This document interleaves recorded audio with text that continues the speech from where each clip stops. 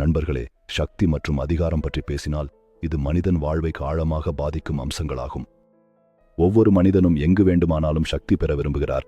ஆனால் இந்த பயணம் எளிதாக இருக்காது. திறனை பெறுவதற்கு மனித இயல்பு, மக்கள் எண்ணம் மற்றும் மற்றவர்களுக்கு மேல் செல்வதற்கு உதவுகின்ற திட்டங்களை நாம் புரிந்து கொள்ள வேண்டும். ராபர்ட் கிரீனின் புகழ்பெற்ற புத்தகம் தி 48 Laws of Power இந்த பயணத்தில் எங்கள் மிகப்பெரிய தோழியாக இருக்க முடியும். இந்த புத்தகம் அதிகாரம் மற்றும் சக்தியின் விளையாட்டை எவ்வாறு விளையாடுவது என்பதை கற்றுக்கொள்கிறது. இதில் 48 சட்டங்கள் வழங்கப்பட்டுள்ளன. அவற்றின் மூலம் நீங்கள் புரிந்து கொள்ளலாம். தாக்கத்திற்குரியவராக மாறுவதற்கான சில முக்கிய அம்சங்கள். உறுதி. மன உறுதியும் கண்ணோட்டமும் முக்கியம். எழுத்துணர்வு. புத்தகங்கள் படித்து அறிவை பிஆர்டி செய்ய வேண்டும். ஆரோக்கியம். உடல் ஆரோக்கியத்தை பராமரிக்க ஒருங்கிணைந்த ஆவணங்கள் மற்றும் உணவு முக்கியம். 4 சொல்லுமொழி. மக்களுடன் திறம்பட பேசுதல் மற்றும் அவர்களில் நம்பிக்கை ஏற்படுத்துதல். 5 வலிமை உருவாக்குதல். சவால்களை எதிர்கொள்ளும் திறனை வளர்க்க வேண்டும். இயல்பு மற்றும் ஒழுக்கம். ஒழுக்கம் மற்றும் நேர்மைகளை பின்பற்றுவது முக்கியம். இந்த அம்சங்களை மனதில் வைத்து செயல்பட்டால் அனைத்தும் சாதிக்கலாம். எங்கு தவறுகளை சென்று கண்டுபிடிக்க வேண்டும். மற்றவர்களுடன் உங்கள் உறவுகளை கையாள டர்வேல் நீங்கள் தங்களை வலுப்படுத்திக் கொள்ளலாம். ஒவ்வொரு சட்டமும் மனித செம்பர்மை மற்றும் வரலாற்றின் நூற்றாண்டு அனுபவங்கள் அடிப்படையாக கொண்டது.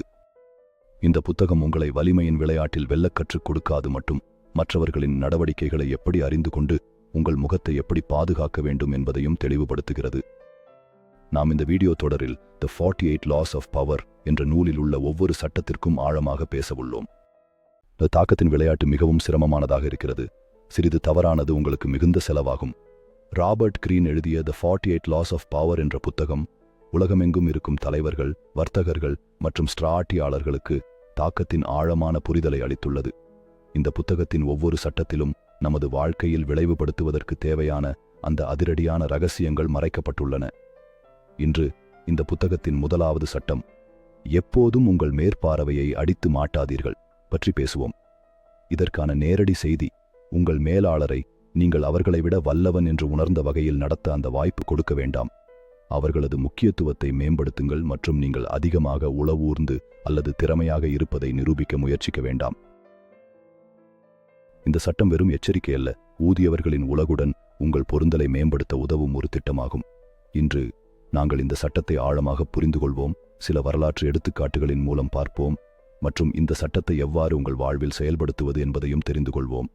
முதன்மை சட்டம் எங்களுக்கு கற்றுக் கொடுக்கிறதாவது, எப்போது நாம் எந்த ஒரு அதிகாரமிக்க நபரிடமோ, அது எங்களின் மேலாளராயினும் ஆசிரியராயினும் அல்லது எங்களை நேரடியாக பாதிக்கும் யாரையோ உடன் வேலை செய்கிறோமோ, எங்கள் திறமையை நன்கு கையாள வேண்டும். எப்போதும் உங்கள் திறமையை, வெற்றிகளை அல்லது திறனை இப்படியாக காட்ட முயற்சி செய்யாதீர்கள். யாத்தை எதிர்காலவர் பாதுகாப்பற்ற உணர்வை பெறுகிறார்கள். நீங்கள் உங்கள் மேல் நபரை நிமிர்த்தும் போது அவர்களின் அவமதிப்பு மற்றும் ஈகோ பாதிக்கப்படலாம் மற்றும் அவர்கள் வாஸ் உக்ரோசை ஷிதாஜ் மோகுத். உங்கள் திறமை மற்றும் திறமையை காட்டும் வழி அந்த நபரின் முக்கியத்துவத்தை குறைக்காமல் அவர் இன்னும் பலமாக உணரக்கூடியவாறு இருக்க வேண்டும்.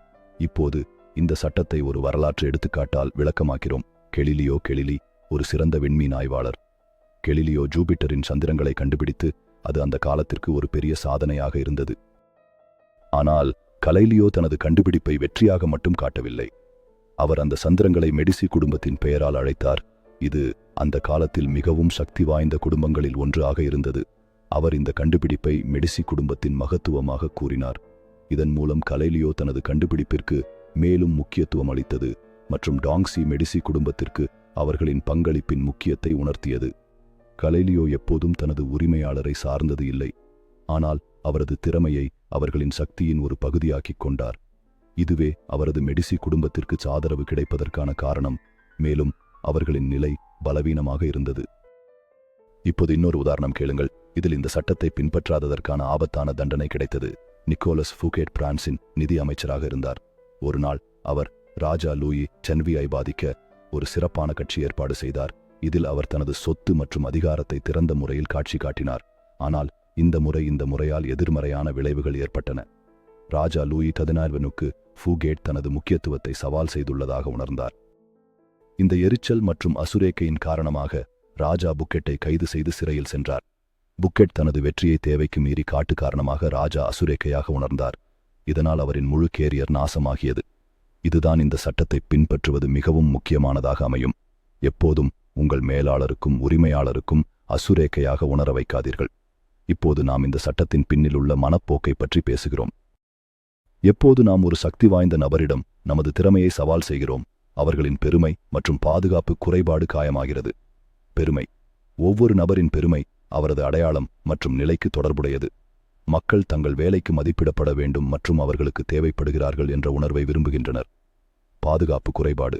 எவ்வளவு சக்தி வாய்ந்தவர்களாகட்டும், உள்ளே வாரிஜ நபருக்கும் தனது இடத்தை வேறு ஒருவர் பதிவு செய்யக்கூடிய அச்சம் இருக்கிறது.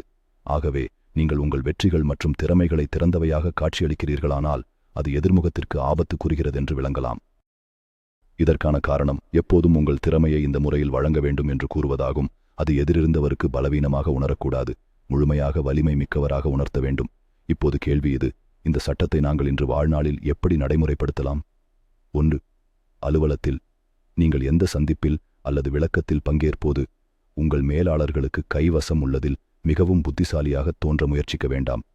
உங்கள் வெற்றியின் கிளறவத்தை அவர்களுக்கு அளிக்கவும்.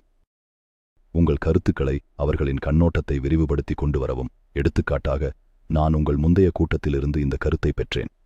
2. தனிப்பட்ட உறவுகளில் பிறரின் முக்கியத்துவத்தை மதிக்கவும். யாரிடமும் உங்கள் திறமைகளை மிகுந்த அளவில் வெளிப்படுத்த வேண்டாம், குறிப்பாக அந்த நபர் உங்களை விட பெரியவராக அல்லது சக்தி மிக்கவராக இருந்தால். அவர்களை கேளிக்கையாக்குங்கள், அவர்களின் சிறப்பம்சங்களை பாராட்டுங்கள், ஆனால் இந்த கேளிக்கைகள் தேவைக்கு மிஞ்சாமல் இருக்க வேண்டும் என்பதை கவனிக்கவும். இது சட்டம் உங்கள் திறமைகளை தடுக்கக்கூடாது. அதுவே நீங்கள் முன் வந்தோர் மீது எந்த ஆபத்தில் பயப்படாமல் இருக்க அவர்களை அசைய வேண்டிய வகையில் வெளிப்படுத்த வேண்டும். இந்த சட்டத்தை ஒருபோதும் மீற வேண்டுமா? ஆம், ஆனால் அது மட்டுமே. உங்கள் மேற்பார்வையாளர் அல்லது தலைவர் சுயமாக போட்டியினை முன்னோக்கி கொண்டு வரும்போது உங்கள் வெற்றியில் அவருக்கு நன்மை உண்டு மற்றும் அவர் இதை தன்னுடைய நன்மையாக எண்ணுகிறார். இப்படிப்பட்ட சந்தர்ப்பங்களில் நீங்கள் உங்கள் திறமையை காண்பிக்கலாம், ஆனால் எப்போதும் கவனத்தில் உள்ளது போல இது அவர்களுக்கான நன்மை வாய்ந்த ஒப்பந்தமாக இருக்க வேண்டும் மற்றும் நீங்கள் அவர்களுடன் இணைந்து பிரகாசிக்க வேண்டும். இந்த சட்டத்தை பின்பற்றாததற்கான விளைவுகள் ஆபத்தானதாக இருக்கலாம். நீங்கள் இந்த சட்டத்தை முதுகெலும்பாக பார்த்தால் நீங்கள் போலுக்கு மற்றும் சதி எதிர்கொள்ள வேண்டியிருக்கும். தாக்கத்தின் விளையாட்டை புத்திசாலித்தனமாக விளையாடுங்கள் மற்றும் எப்போதும் விழிப்புடன் இருங்கள். முதல் சட்டம்: உங்களுடைய உரிமையாளரை எப்போதும் மாட்டிக்கொள்ளாதீர்கள். மனித உறவுகளை புத்திசாலித்தனமாக கையாளுவது எவ்வளவு முக்கியம் என்று நமக்கு கற்றுத்தருகிறது. நீங்கள் எப்போது இந்த சட்டத்தை மீறியதாக உணர்ந்தீர்களா அல்லது மற்றவர்கள் அதை மீறுகிறார்கள் என எண்ணினார்களா? வீடியோவில் கருத்துக்கள் பகிருங்கள். என் மற்றும் The 48 Laws of Power இன் மற்ற சட்டங்களை அறிவதற்கு சேனலை சந்தா செய்ய மறக்காதீர்கள்.